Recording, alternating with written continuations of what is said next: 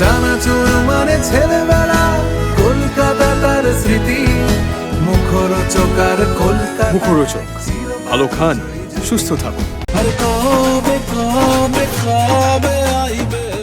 পাহাড়ের কোলে শুটিংয়ের শেষ দিন, আর পুরনো কেমিস্ট্রির ছোঁয়ায় সেই দিনটাকে আরও বিশেষ করে তুললেন দেব শুভশ্রী।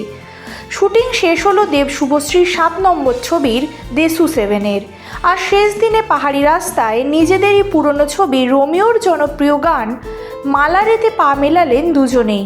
একসঙ্গে নাচের সেই মুহূর্ত যেন আরও একবার ফিরে এলো দেব শুভশ্রীর সেই পুরনো কেমিস্ট্রিতে, যা আজও তাদের অনুরাগীদের মনে সমান জনপ্রিয়। বৃহস্পতিবার সকালে সমাজ মাধ্যমে সেই বিশেষ মুহূর্তের একটি ছোট্ট ভিডিও শেয়ার করেন দেব। মুহূর্তেই নজর কাড়ে সেই ভিডিও। পাহাড়ের সৌন্দর্যের মাঝে প্রিয় জুটির পুরনো নাচ অনুরাগীদের জন্য যেন একেবারে নস্টালজিক মুহূর্ত।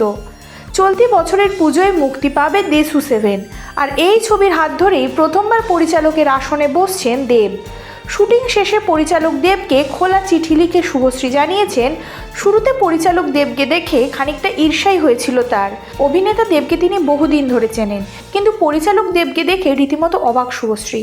তার ভাবনা, লক্ষ্য এবং গল্প বলার ধরন যেভাবে দেব গোটা শুটিংয়ে সামলেছেন, তাতে অভিনেতার পাশাপাশি পরিচালক হিসেবেও দেবের প্রতি আরও শ্রদ্ধা তৈরি হয়েছে তার। এবার দেখার পুরনো কেমিস্ট্রি আর নতুন গল্পের মেলবন্ধনে দেব শুভশ্রীর দেশু 7 দর্শকদের কতটা মুগ্ধ করতে পারে সামনের পুজোয়।